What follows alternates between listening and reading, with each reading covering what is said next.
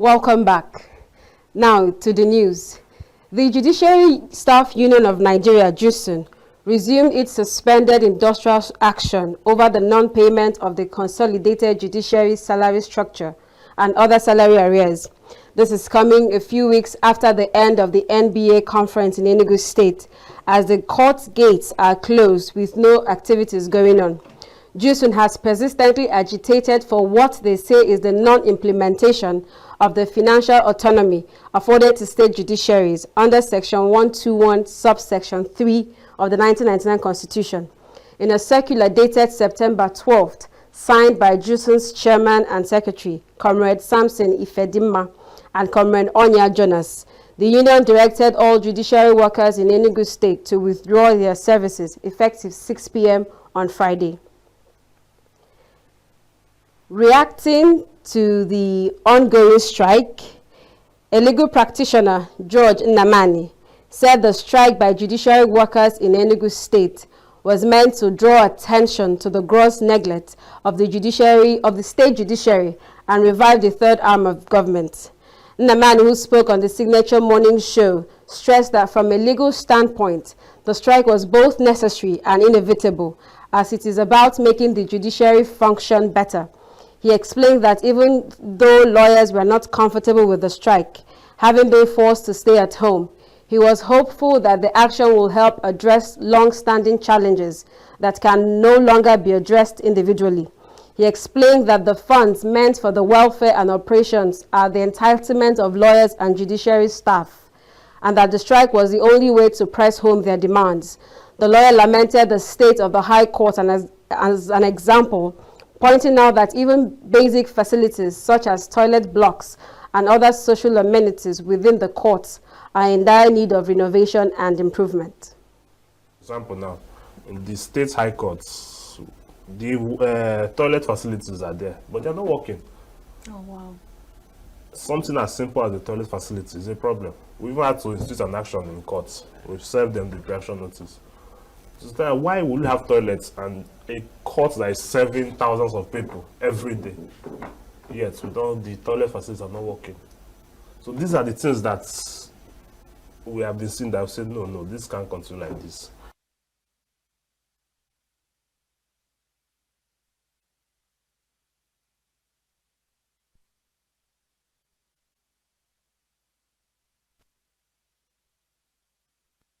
Nnamani accused the political class and most governors of deliberately frustrating the full independence and autonomy to the legislative and the judicial arms of government for purely political reasons. He questioned why the autonomy is still being delayed even after the Supreme Court's pronouncement granting them full autonomy. Being played. This is a political game being played because most governors don't want that kind of separation to truly happen, whereby the legislature, judiciary, everybody's on their own for political reasons, because there's this fear they have that they want to be in control. So they've always been in control, so they want to remain, they want that status quo to remain. So it's part of the reason why it's difficult for many states. Some have given, but many are still holding on, trying to suppress those arms of government.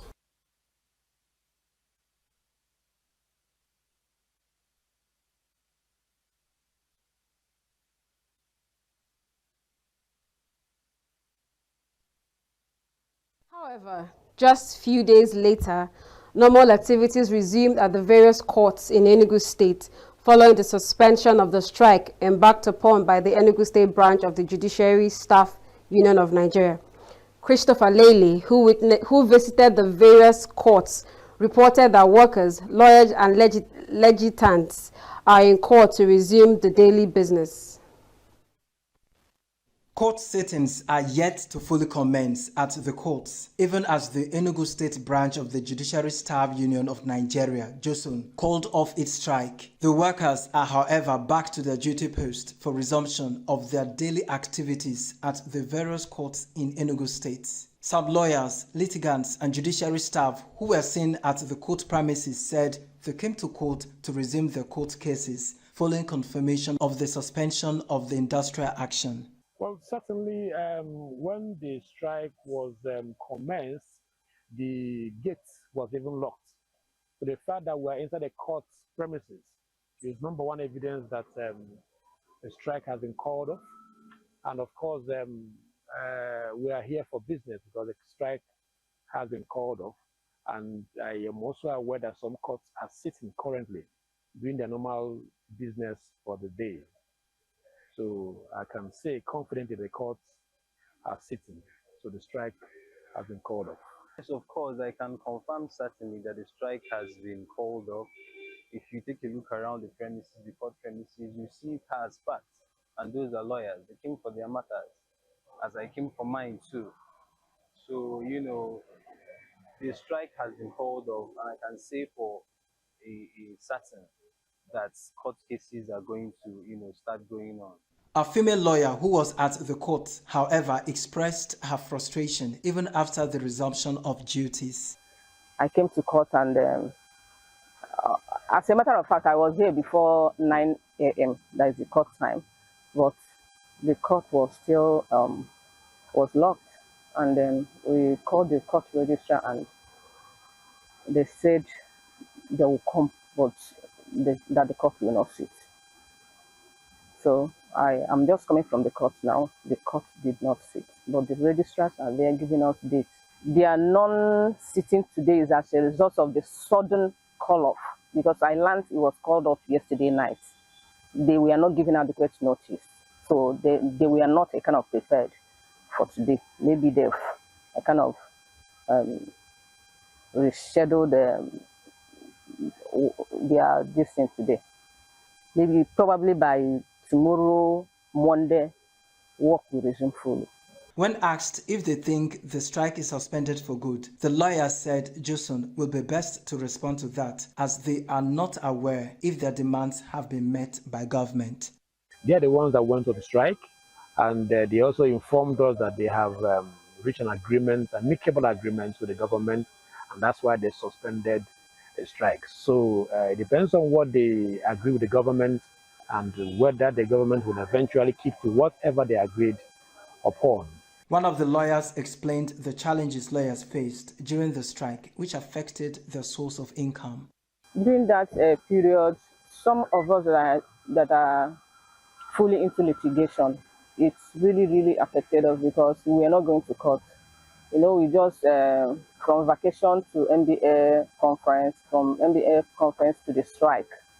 So it really affected lawyers. So everything was just on a standstill, and then most of us that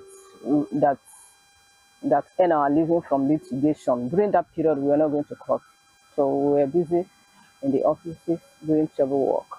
The judiciary workers had gone on strike over unpaid salary arrears, failure of government to implement the consolidated judiciary salary structure, and non-implementation of financial autonomy granted to judiciary, among others. Christopher Lele, Signature TV. Enugu State is now set to revive one of its long-abandoned agricultural assets.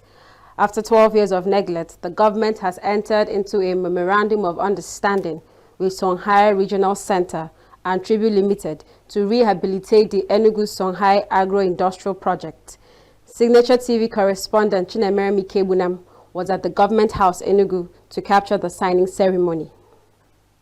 A new chapter has opened for agriculture in Enugu State as the government, through a memorandum of understanding, has sealed a deal for a joint venture with Songhai Regional Center and Tribute Limited. The agreement sets the framework for the rehabilitation and operation of the Enugu Tribute Songhai Farms Limited. The initiative is expected to boost food production, create jobs, empower youth, and transform Enugu into a hub for agro-industrial development, agro-tourism, and exports. The secretary to the state's government, Professor Chidebere Onya, who represented Governor Peter Mba at the signing ceremony, described the partnership as part of the administration's broader strategy to regenerate moribund assets and unlock opportunities in agriculture. According to him, the project will cover 10,000 hectares of land with a clear land use framework designed to ensure transparency, sustainability, and a robust partnership between the state and the investors. Today we formalize a partnership that will breathe new life into the Enugu Songhai Initiative Henneke Integrated Farm. We believe that it is pertinent that we note that this process will transform a moribund asset into a thriving agro-industrialized hub and advance our regenerative development, food security, and inclusive growth in Enugu State. Founder of Songhai, Reverend Father Godfrey Nzamujo, expressed delight at returning to Enugu. He described the initiative as a project of tomorrow, aimed to harnessing the state's rich biological resources for mass agro-industrial production. He, however, emphasized the need for immediate road construction to pave the way for the commencement of the work. Talking about the most important thing, and we, all of us here, we are the problem. The mindset that created this moribund will not be the mindset that will revive them. So what Songhai did, we cleared that mindset. People committed going to be a part of it now. So that's the most important. This project today is what they call the social infrastructure is there. Human beings who understand the problem, who are committed. This new partnership understand. It took us years to believe. Since 2 years we're working on it, it's now working. So that's now. Immediately that is now done, we're going to attack the less problematic, which is the physical infrastructure. The roads, all sort of things, we're going to do. But it's going to be easy because it's easy to implement those physical things because we know where we're going. And the government has given us the commitment, the roads, the other infrastructure is going to work. And talking about agriculture now, it is food, wealth, and job grow where water flows on a good soil. For his part, the Chief Executive Officer of Tribute Investments, Nnamdi Ozo, reaffirmed Tribute's role as financier and investors under the newly established Enugu Tribute Songhai Farm Limited. He noted that Enugu has the capacity to move beyond food import dependence and tap into lucrative export markets. I'm in the hospitality industry, so we deal with food all the time. And beyond that, I keep saying that the only thing that keeps exploding here is our population. And we are not catching up with what this population is going to eat in the future, right? And anyone that knows when you go to the market, there are just limited number of things that we can say that we produce here. Every other thing are imported. So it is a shame to us, right?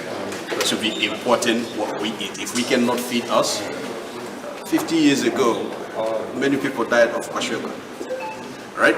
And here we are again, we have not even started scratching our surface. Ozo, who is also a hospitality investor, further disclosed plans to develop a world-class resort at Eziago, where the Henneke Songhai is located. He explained that the project will combine ecotourism with agro-tourism, making it both community-driven and government-supported. Agro-tourism, as a matter of fact, we are planning to build one of the best resorts in that Songhai.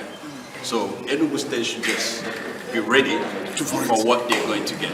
The Commissioner for Agriculture and Agro-Industrialization, Patrick Ubro, assured of sustainability of the project. He explained that the joint venture would integrate multiple agricultural activities, including aquaculture, livestock farming, processing, and exports. And we have a government that has its business as on the rehabilitation of our moribund assets. And agriculture plays a central focus in this government. And we have a government that anything the governor lays his hand to do, it thinks about the sustainability of that, even way beyond his term as governor of Enugu State. With the MOU now signed, the Enugu State government, Songhai Regional Center, and Tribute Limited have set the stage for what could become a turning point in the state's agriculture landscape. From Government House in Enugu, Chinemere Mikebu, I'm reporting for Signature TV News. Nigeria, as we know it, is facing a worsening human rights violation situation. This is official from the National Human Rights Commission. Correspondent Chimeze Zedema was at the presentation of Nigeria's latest human rights situation by the Commission in Abuja on Tuesday. To the ordinary citizen, unlawful detention, brutality by security operators, judicial overreach or denial of justice are the major human rights violations in the country. In Abuja on Tuesday, the National Human Rights Commission brought out a dashboard of more extensive and threatening human rights abuses. From mass displacement to mass killings and abductions, Nigerians are being stripped of their humanity. The Commission wants the government and policymakers to move from words to actions and put priority on human life and conditions. As we engage with these dashboards, I call on all stakeholders, government, private sector, civil society, and citizens to act decisively. Let us commit to the National Action Plan on the promotion and protection of human rights, strengthening early warning systems, strengthening referral systems, scaling digital reporting tools, and fostering multi-sectoral dialogue. The Executive Secretary of the Human Rights Commission, Dr. Tony Ojukwu, who presented the latest human rights scorecard, said the situation has compromised the economic, social, and cultural rights of those affected.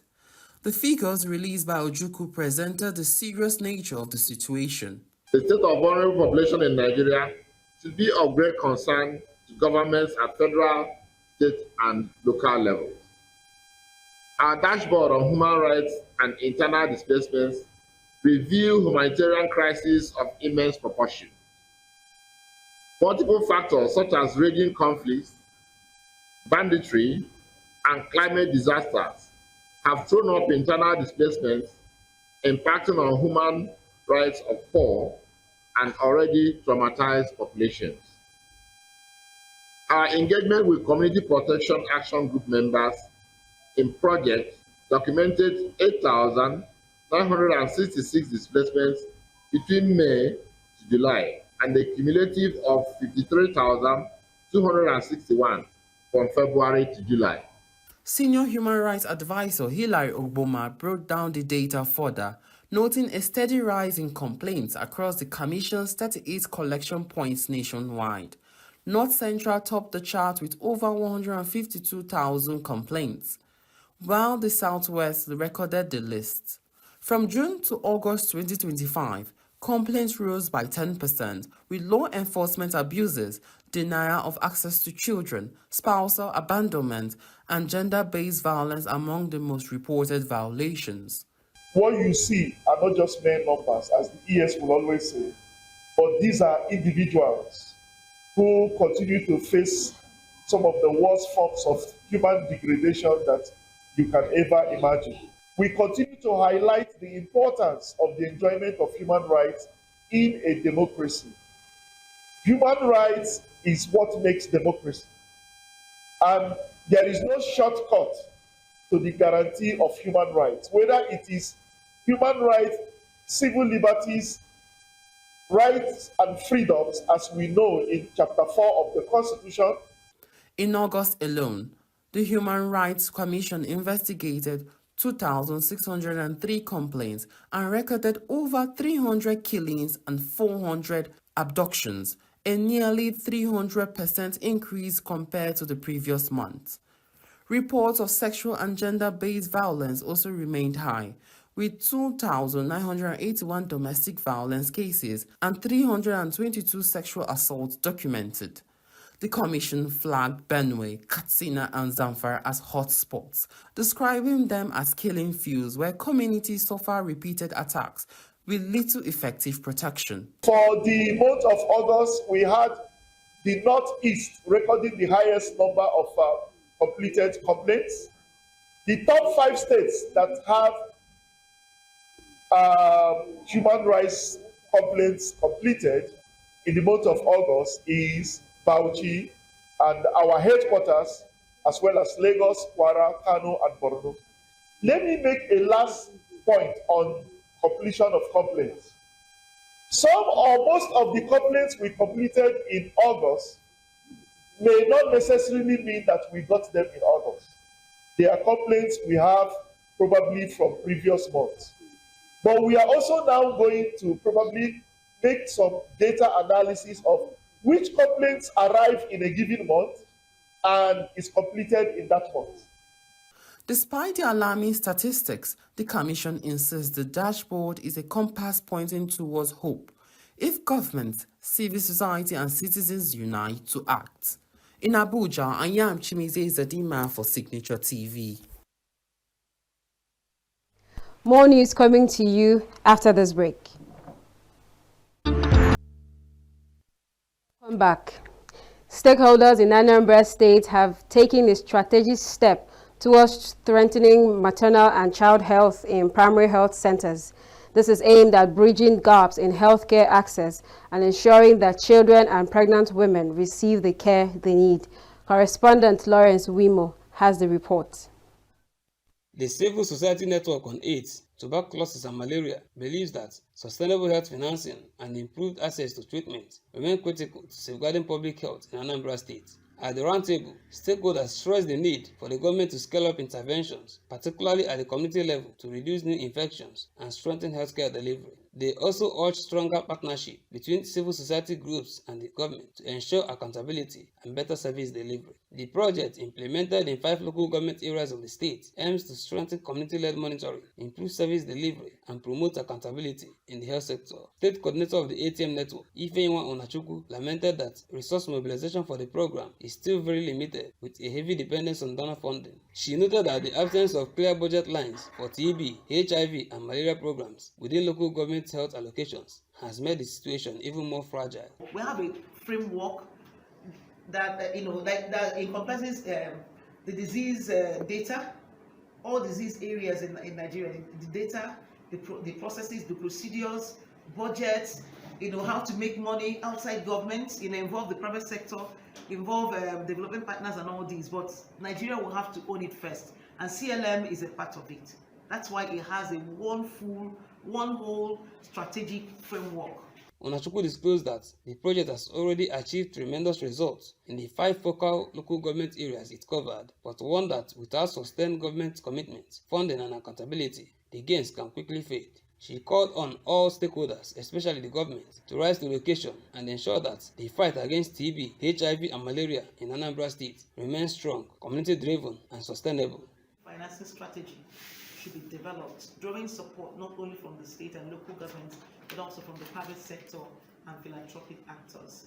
Equally, it's important for the state government to demonstrate political will by consistently fulfilling its counterpart funding obligations for TB, HIV, and malaria programs.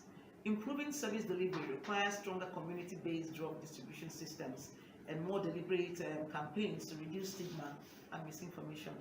Most critically, government ownership of the community-led monitoring framework must be established, institutionalizing CLM within the State Primary Healthcare Development Agency and integrating its findings into health sector planning and performance reviews will go a long way in sustaining the process. State Program Officer of TB Network, Onyekachi Oluolu, stressed the need to institutionalize community-led monitoring within the Anambra State Primary Healthcare Development Agency. He believes that integrating community findings into health sector planning and performance reviews will help sustain progress made in disease control efforts. The commitment and efforts of the CBOs and the CLM and the partners in Anambra State, we can make good to say, contributed to the recruitment that have been done back to back in Anambra State.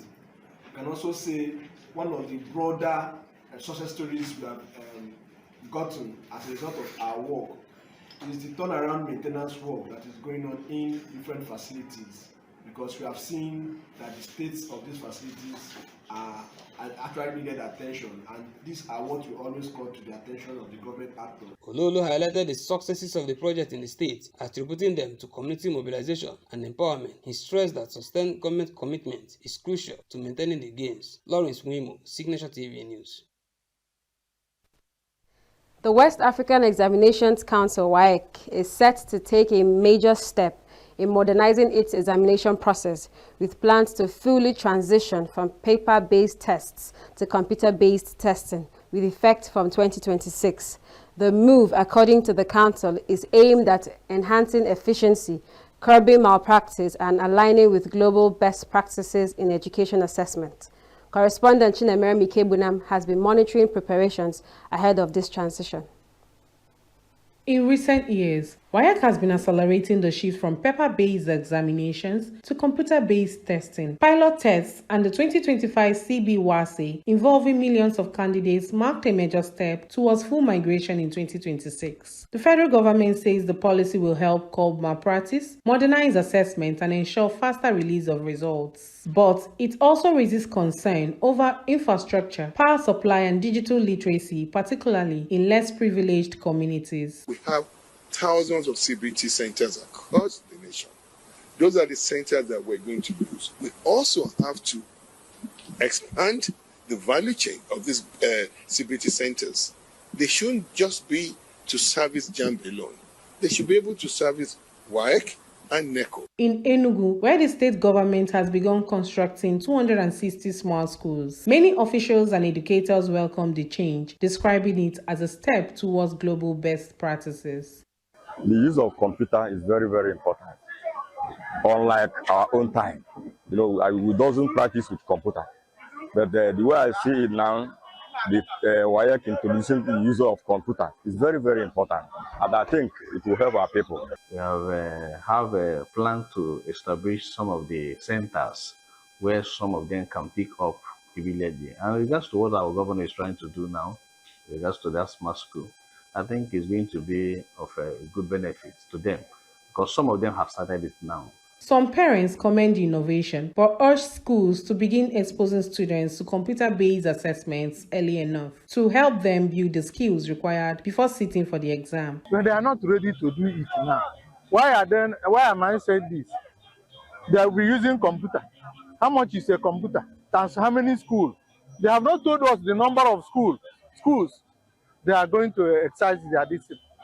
They have not told us the logistic, financial implication, and what it takes to do what they are trying to do. If you make our children, they will be not reading versatile as they're supposed to be.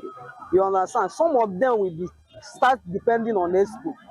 You on the expo that will come up so that they can be able to pass the exam. Because when there is no all this LBJ, it is OBJ, right? It is OBJ throughout. When it is OBJ throughout, our children cannot be searching.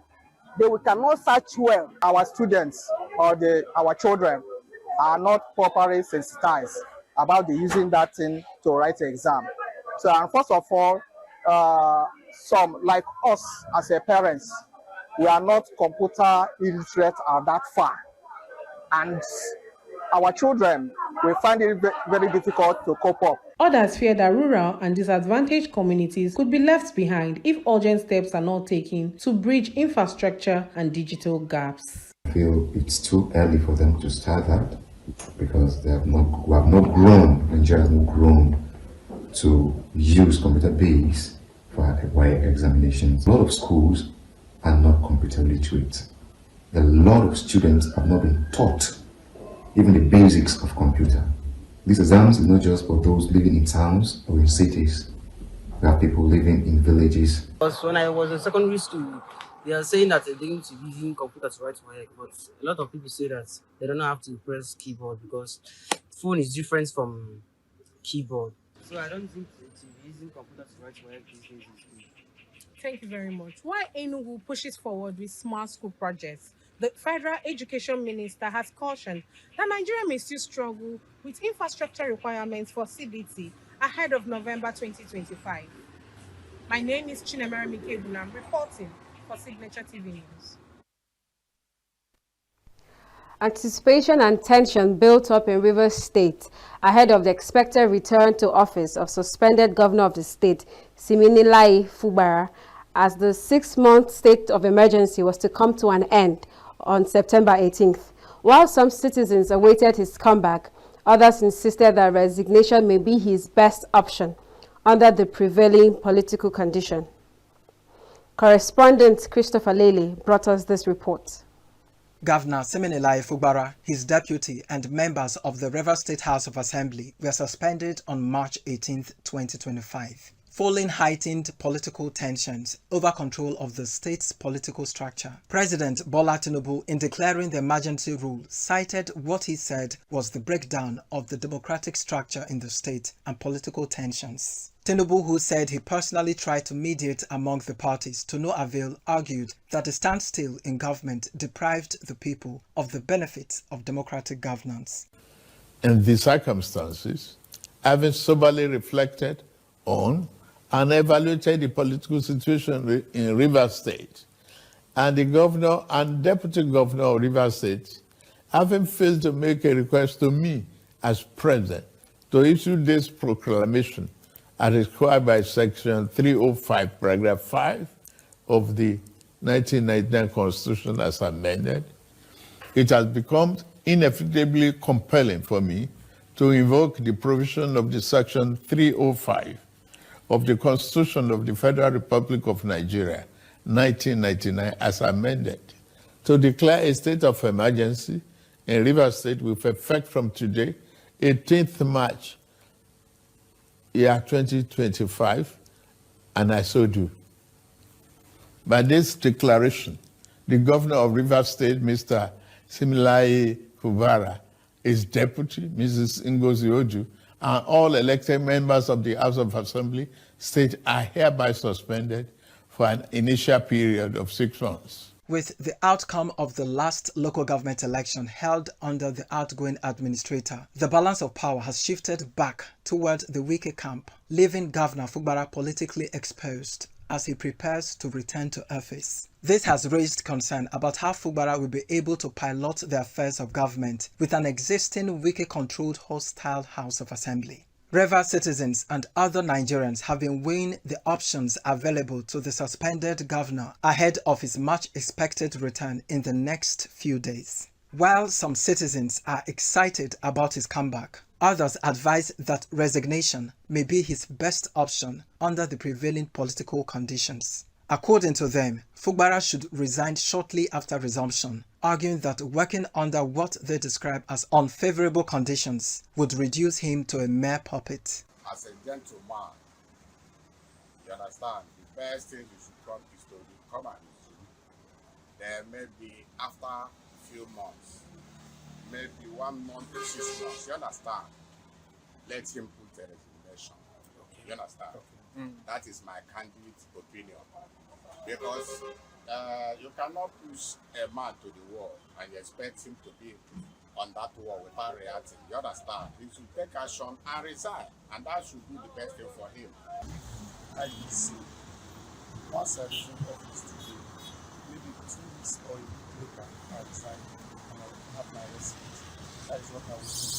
Because for me to come back now, there's a lot that is going to do. Others say the governor should maintain peace by sticking to the agreement brokered with his political benefactor and godfather to ensure that governance continues smoothly. Let them settle within themselves and let peace reign.